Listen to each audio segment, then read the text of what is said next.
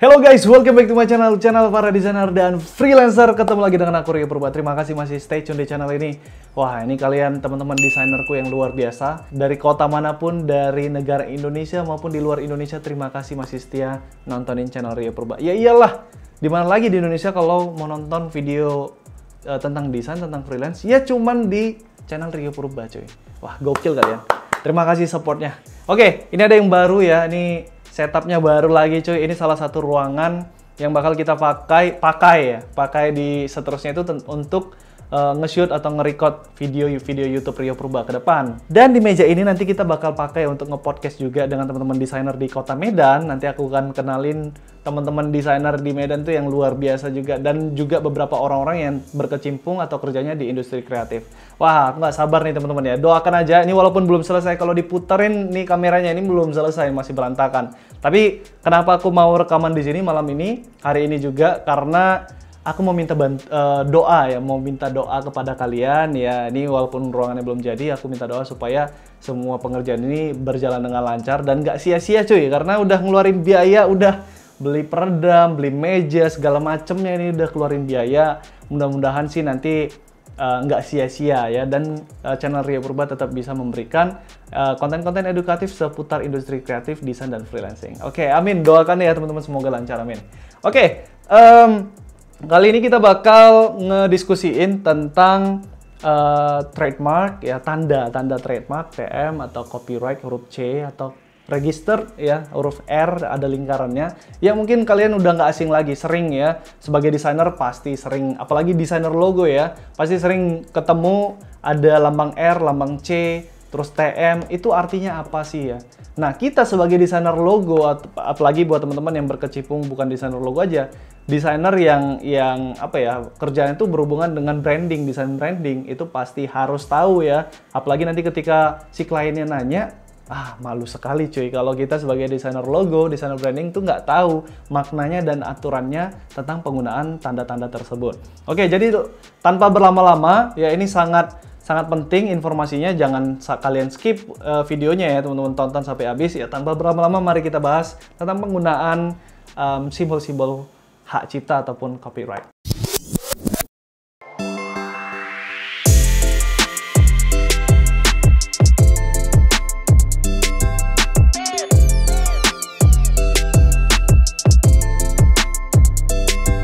Nah, untuk simbol yang pertama ini adalah TM, atau kepanjangannya itu trademark ya, trademark. Atau dalam bahasa Indonesia sering diartikan merek dagang. Nah, jadi kita pasti sering melihat ini ya, biasa diletakin di sudut logonya ya, di tulisannya itu di atas agak kanan, sebelah kanan atas, ditulisnya itu TM. Atau di logonya sendiri ya, di pictorial atau icon dari simbol dari logo tersebut diletakin tanda TM. Kecil aja gitu ya. Dan ini tidak ada aturan penggunaan fontnya atau tipe typeface-nya itu harus serif atau sans serif, harus ada aturannya strict ke situ, nggak ada teman-teman ya. Jadi itu biasanya disesuaikan dengan jenis font ataupun logo type dari logonya. Kalau logonya itu menggunakan sans serif ya, kebanyakan itu TM-nya itu menggunakan sans serif juga. Nah, tapi tidak ada aturan tertentu yang mengatur tentang hal tersebut ya. Tapi yang jelas adalah simbol trademark atau TM ini bisa digunakan perusahaan yang logonya itu belum didaftarin atau tidak terdaftar sama sekali mereknya di DGIP. DGIP tahu ya, kalau teman-teman mau daftarin hak cipta, mau ngurus hak cipta, mau ngurus merek ya, mau daftarkan merek kalian, itu namanya di dgip.go.id ya. Jadi itu situsnya di Ditjen Kekayaan Intelektual Indonesia. Jadi nanti buka aja dgip.go.id. Nah, jadi simbol TM ini dapat digunakan pada logo yang mereknya itu belum didaftarin malah. Jadi misalnya teman-teman ada klien datang buat logo dan mereknya itu atau brandnya itu belum didaftarin di DGIP. Nah, itu boleh di logonya kalian sematkan tanda TM. Atau kasus yang kedua, klien kalian itu sudah tahap awal nih, udah mengajukan berkas, sudah bayar, tapi masih awal sekali gitu.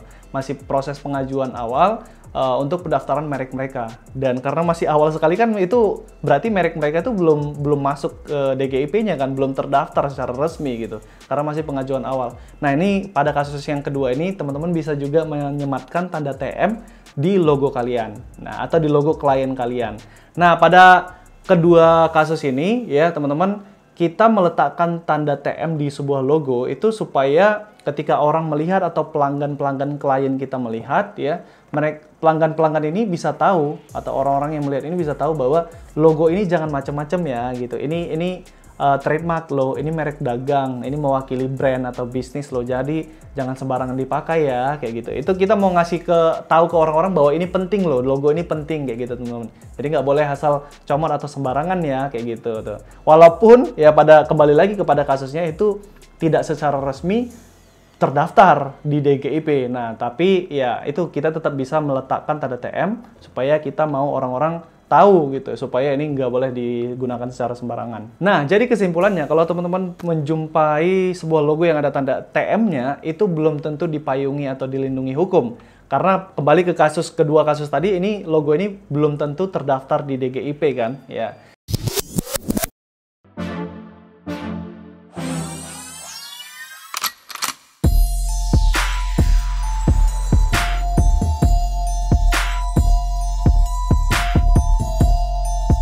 Simbol yang kedua itu ada yang disebut dengan SM atau kepanjangannya itu Service Mark.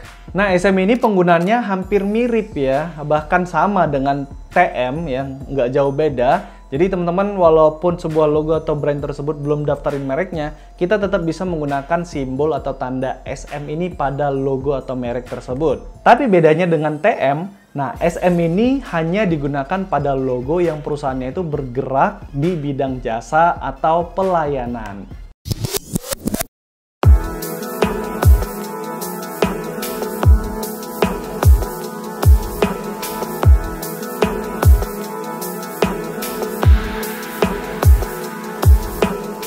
Nah, simbol yang ketiga itu adalah huruf R yang ada lingkarannya. Nah, ini kepanjangannya itu register atau dalam bahasa Indonesia itu sudah terdaftar. Sudah terdaftar kemana? Ya jelas sudah terdaftar ke Ditjen Kekayaan Intelektual Indonesia. Jadi mereknya itu sudah terdaftarkan dan sudah publish, sudah disetujui teman-teman.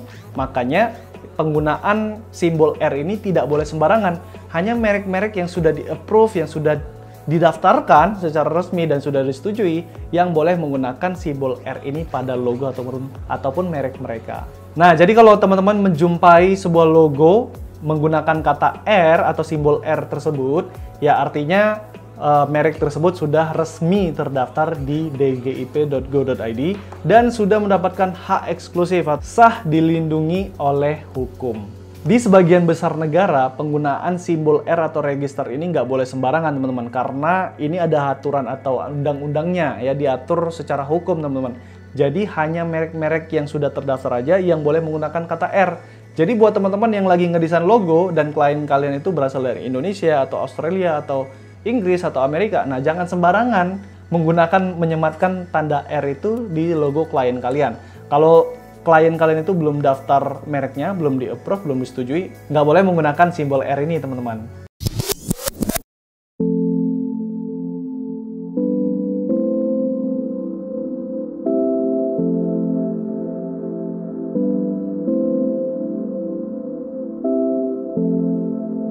Nah, simbol yang keempat yaitu simbol C, ya, atau huruf C ada lingkarannya, atau kepanjangannya itu copyright, atau dalam bahasa Indonesia itu hak cipta. Nah, simbol ini biasa digunakan untuk memberitahukan atau mewakili hak cipta dari sebuah karya yang sudah kita ciptakan atau sudah kita buat, teman-teman. Jadi ini bedanya dari beberapa simbol yang sudah kita bahas di awal, seperti SM, TM, ada R ya, register. Nah, ini rata-rata digunakan untuk merek ya, atau perusahaan. Nah, untuk simbol C atau copyright ini digunakan untuk karya atau barang ya, atau apa ya, ciptaan seperti itulah ya, karya yang sudah kita buat, teman-teman. Jadi beda ya. Nah, di Indonesia semua karya yang udah terdaftar, kita daftarkan hak ciptanya, itu menggunakan simbol C, teman-teman. Dan artinya ketika kita sudah sematkan simbol C, ini sudah sah dilindungi oleh hukum. Contohnya gimana nih ya? Aku masih bingung nih, Rio. Oke, teman-teman tenang ya. Jadi kalian sering nggak baca di footer atau bagian bawah website, itu ada tulisan C, terus ada nama websitenya misalnya rumpidesign.com, terus ada tahunnya 2021. Nah, itu artinya ya website tersebut sudah didaftarkan hak ciptanya ke situs mana, dgip.go.id lagi ya.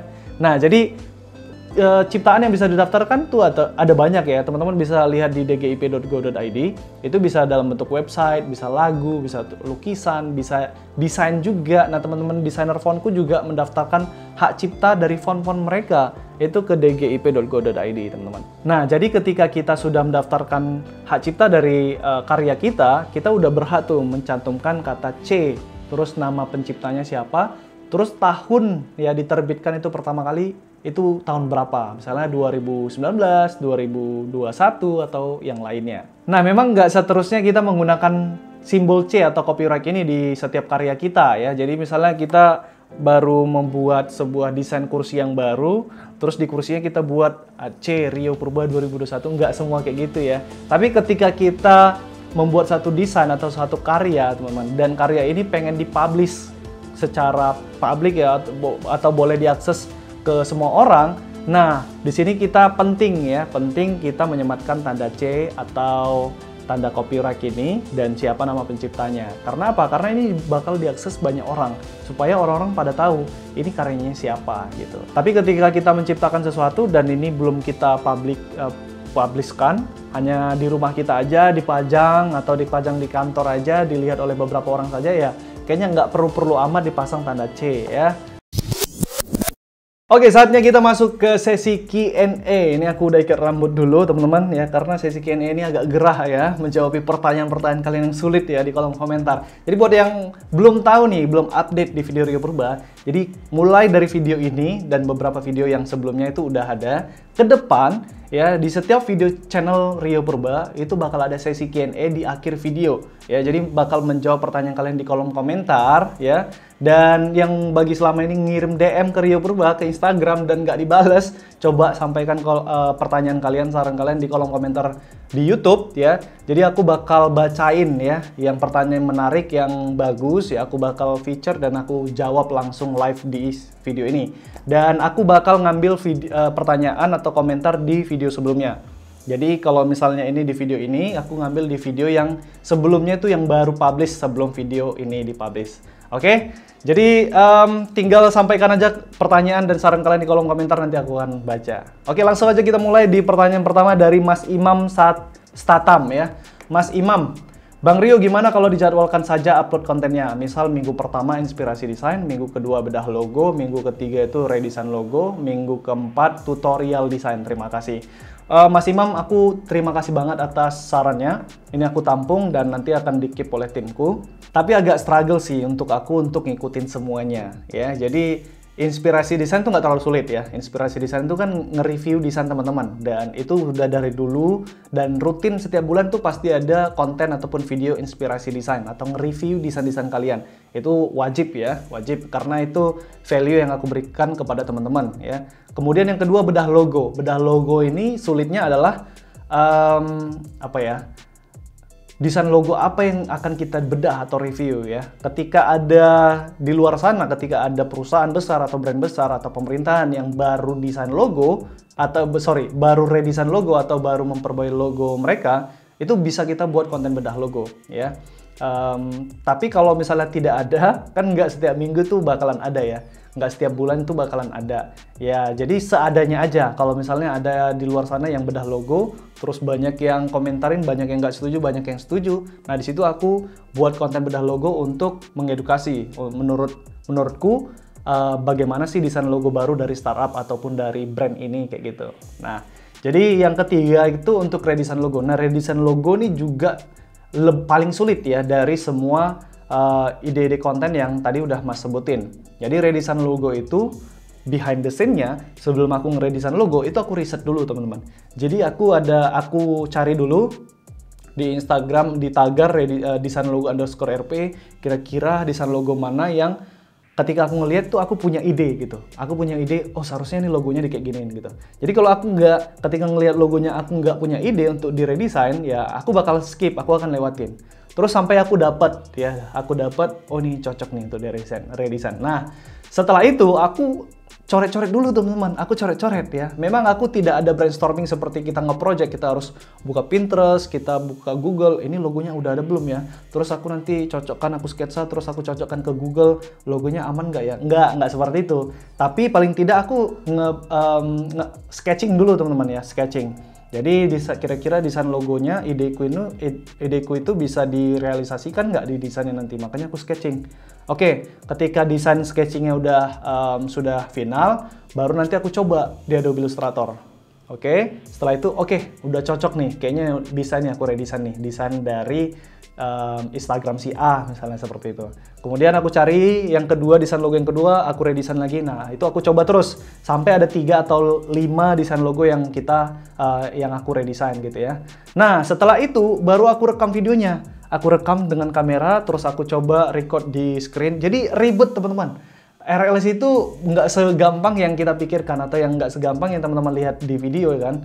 Nah, itu behind the scene-nya ada gitu. Jadi supaya nggak mengecewakan juga ketika kalian udah nonton RLS, tahu-tahu desain logonya, wah gitu aja gitu.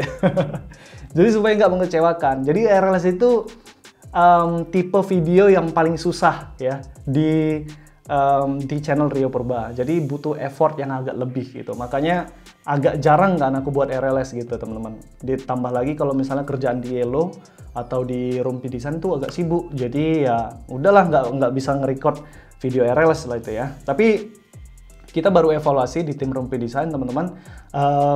Dan kita udah putuskan bahwa setiap bulan itu wajib ada konten RLS ya, minimal satu bulan gitu.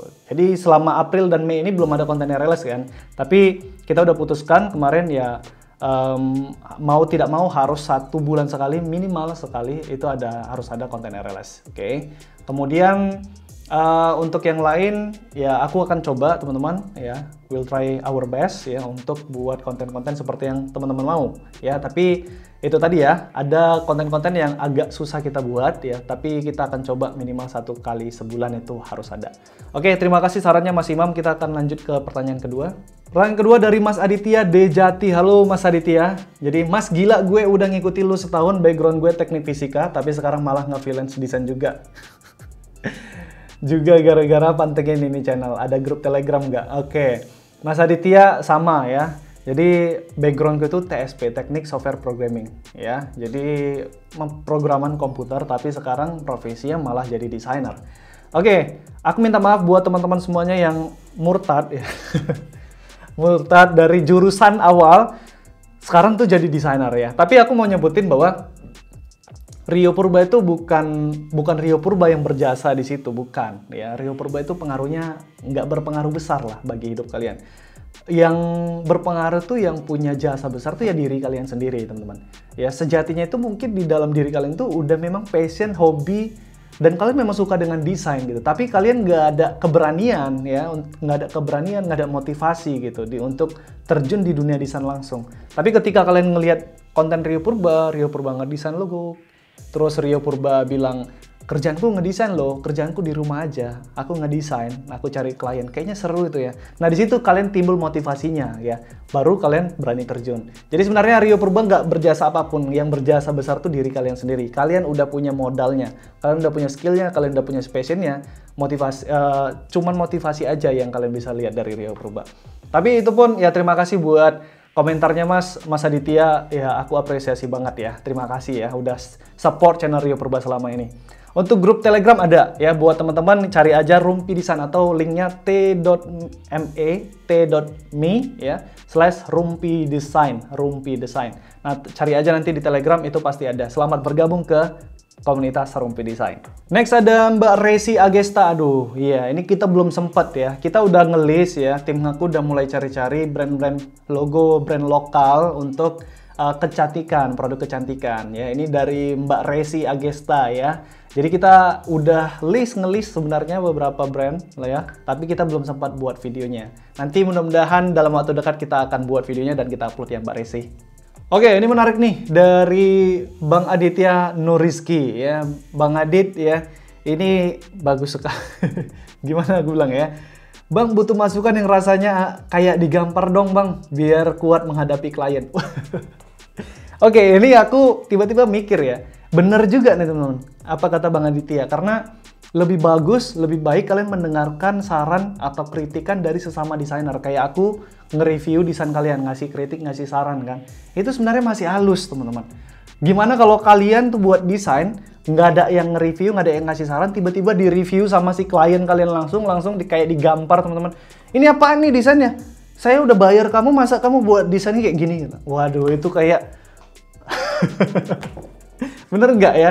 Jadi ya buat teman-teman yang aku review ya harusnya sih bersyukur ya.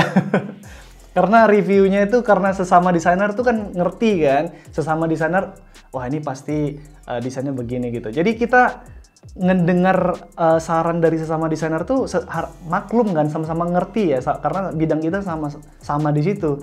Tapi bisa bayangin kalau kalian di-review oleh klien tuh nggak semuanya ngerti desain, tapi mereka mau desainnya harus seperti ini gitu. Speechless kan? Kadang kita dipojokin, kadang direndahin gitu. Waduh, ini bagus sekali nih kata-kata dari Bang Aditya nih. Ini comment of the day ini.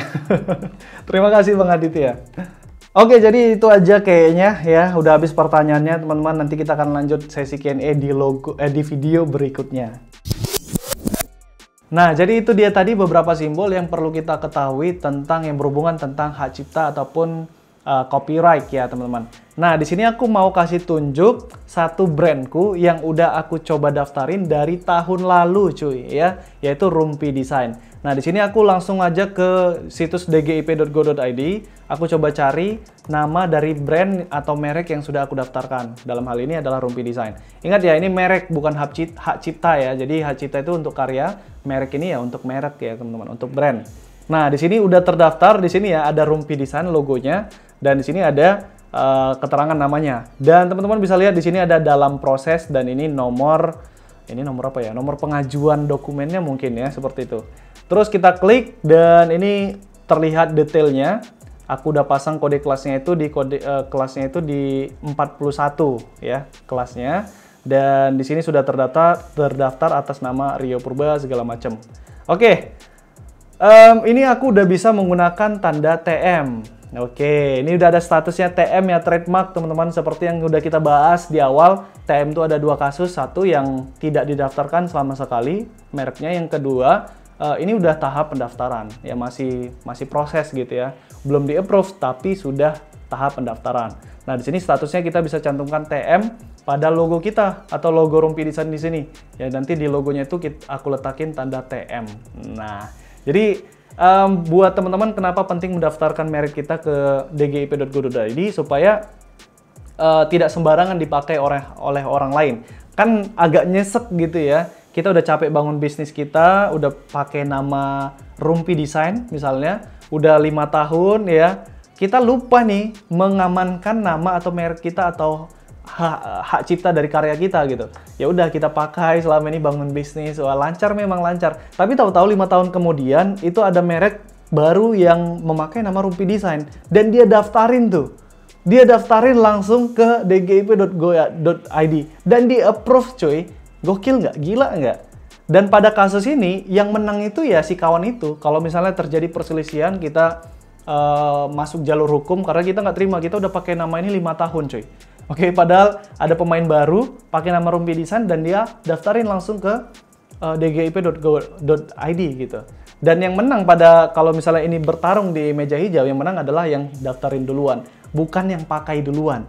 Nah, makanya penting bagi teman-teman atau apalagi pemilik bisnis, klien-klien, business owner yang lagi nonton, sangat penting kalian daftarin merek ataupun hak cipta dari karya kalian di dgip.go.id supaya dapat perlindungan hukum secara sah. Nah, gimana sih cara daftarnya? Terus berapa sih biayanya? Ya, teman-teman langsung aja ke dgip.go.id. Ini tidak disponsori, teman-teman ya. Ini tidak ada disponsori oleh DGIP atau Ditjen Kekayaan Intelektual Indonesia. Tapi kalau misalnya mau disponsori, Pak, ya nggak apa-apa. Hubungi kontak yang ada di deskripsi video ya, Pak ya. Saya sangat senang, Pak. Oke, ini nggak ada sponsori. Kenapa aku bawakan ini dan kenapa aku dari tadi sebut dgip.go.id? Karena ini resmi dari pemerintah dan karena memang penting, apalagi buat teman-teman desainer ya atau pelaku industri kreatif. Oke, kalian bisa lihat segala stepnya, terus harganya. Kalau pada kasusku daftarin merek, karena aku personal, individu, aku waktu itu kena 1.800.000 kalau nggak salah ya. Tapi kalau teman-teman UMKM itu agak lebih murah, yaitu sekitar 500.000. Nah, buat teman-teman yang mau daftarin hak cipta dari karya kalian tuh lebih murah lagi, itu sekitar 400 ribuan. Nah, khusus untuk daftarin merek, kenapa kalian harus mulai dari sekarang? Karena daftarin merek itu lama banget teman-teman. Itu bisa 8 bulan sampai 1 tahun itu terbit sertifikatnya, ya, bahwa itu sudah disetujui dan sah terdaftar mereknya. Nah, pada kasusku ini aku dari tahun 2020 bulan 6 cuy, bulan Juni, dan ini bulan Mei 2021, hampir 1 tahun cuy. Wow. Lama ya? Memang lama ya. Jadi ini bukan seperti kita buat CV, bukan. Itu CV itu lain hal lagi. Ini daftarin mereknya supaya dilindungi oleh hukum kayak gitu. Pernah nonton videoku yang kasus Pepsodent dengan Formula yang berantem di pengadilan memperebutkan satu nama ya. Jadi ada produknya Pepsodent dan Formula itu yang memakai satu nama yang sama kayak gitu. Nah, ini nih pentingnya mendaftarkan merek kalian di dgp.go.id kalau nanti terjadi perselisihan secara hukum. Oke, itu aja untuk video ini. Video kali ini semoga bermanfaat, semoga bisa memberikan wawasan baru buat teman-teman desainer ataupun klien atau business owner yang sedang menyaksikan videoku. Jangan lupa share video ini ke sosial media kalian, ke grup-grup desain kalian atau ke grup-grup komunitas kalian ya, supaya kita semakin sama-sama belajar gitu teman-teman. Kalau kalian punya kritik, saran, ataupun ada ide bagus untuk video ke depan, jangan lupa sampaikan di kolom komentar, nanti tim aku akan catat ide-ide kalian. Oke, itu aja teman-teman. Terakhir, sebagus-bagusnya desain, ada aja yang nggak suka. Sejelek-jeleknya desain, tetap ada aja orang yang suka. Jadi mau desain kalian bagus atau jelek, jangan pernah takut berkarya. Aku Ria Purba, see you guys on the next video.